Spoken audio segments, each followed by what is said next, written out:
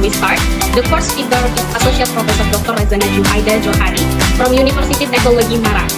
Assalamualaikum, Prof. Razana. How are you today? Good morning, Prof. Razana. And our second speaker is Mr. Rizky Tiaro Sulistyo, STRAK, from Directorate of International Taxation. Good morning, Mr. Rizky. You look great today. And our third speaker is Mr. Muzaki Andriawan, PSE DAT CPAT. He is tech consultant from PT Jawara Mitra Consulting. Good morning, Mr. Muzaki. Yeah, hello, good morning everyone. All right, thank you so much for your presence this morning. Of course, I think, as all the crowd here, they need to know on the basic of accounting concept, right? That would be applicable to the MSME, right? So I am Razana Juhaida binti Johari, CPA, Certificate of Public Accountants, and also the Chartered Accountants from Malaysian Institute of Accountants, right? So currently I'm a Deputy Dean for Research and Industrial Linkages, for the Faculty of Accountancy, University of Malaysia. Now, what is micro, small, and medium enterprises, MSMEs? Alright, so the definition, of course we already know about this, and MSMEs is the businesses, that have the employees, revenue and assets below a set of threshold, alright, and it could be classified into four types of enterprises, businesses. The first one is micro enterprise, small enterprise, followed with medium and also large enterprise. So after this we will go a little bit detail on this classification. Right, so as we already know, not only in Indonesia but also I think globally, MSME actually playing a very crucial role in one's economy, in the country's economy. So I think, the first content of my sharing today is the overview, of accounting principles and practices for MSME. Alright. Basically, accounting principles and practices are crucial for MSMEs to make informed business decisions and to ensure the financial health, because this is important. In order for us to keep on continuing our businesses, we need to ensure that we are having the good financial health of enterprises. So that's why we need to make sure that the decisions that we take as the entrepreneur or the owner need to be very valid. So how this can be sure of? So of course, when we have the accounting principles and practices, we have this knowledge, so it will actually help the MSME to make a good business decision, and indirectly will ensure the financial health of the organization. Our second speaker is Mr. Rizky Tiaro Sulistyo, STRAK, from Directorate of International Taxation under the Directorate General Program dipresentasikan di PPMKI webinar. Next slide please.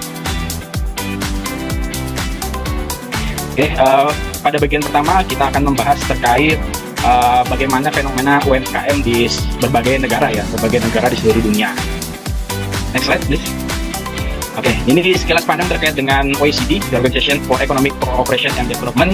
Ini kenapa saya terangkan terkait OECD, karena nanti beberapa negara yang akan saya perlihatkan contoh terkait dengan pemajakan UMKM di berbagai negara yaitu merupakan negara-negara dari anggota OECD. Jadi OECD ini merupakan organisasi internasional yang sebenarnya berdiri pada tahun 1948 dengan nama Organization for European Economic Cooperation atau OEEC. Ini awalnya OEEC ini memang didirikan untuk memulihkan ekonomi di Eropa, pasca Perang Dunia Kedua. Selanjutnya melihat signifikansi UMKM di berbagai negara OECD. Gimana sih sekarang mereka berinteraksi dan memajaki UMKM tersebut? Ini bisa nanti kita akan lihat beberapa contoh negara-negara maju dalam memajaki UMKM di negara mereka. Next slide. After sessions, we have Mr. Muzaki Andriawan. He is a tax consultant from PT Jawara Mitra Consulting. Di sini di kesempatan ini saya ingin menjelaskan dan memaparkan presentasi terkait dengan pajak penghasilan atas usaha mikro, kecil dan menengah UMKM.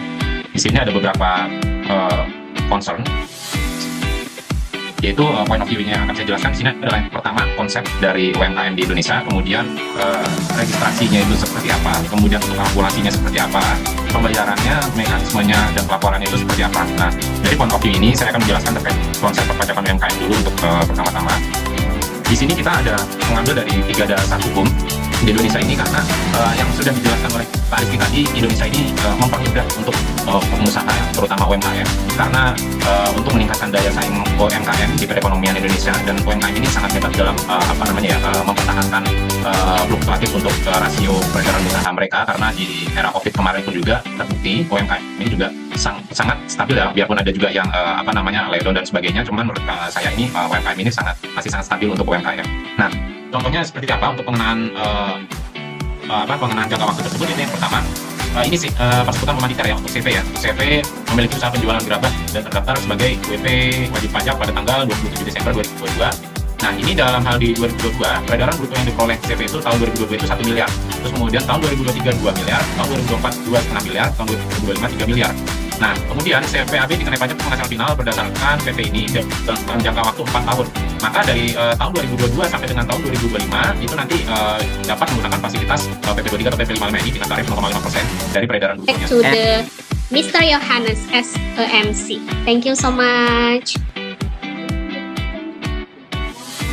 Okay, thank you to Miss Putri for hosting the speaker today, and we all thank you to Miss. And I'm Johannes would like to apologize if there were any offensive words during the event as the master of ceremony for this afternoon event.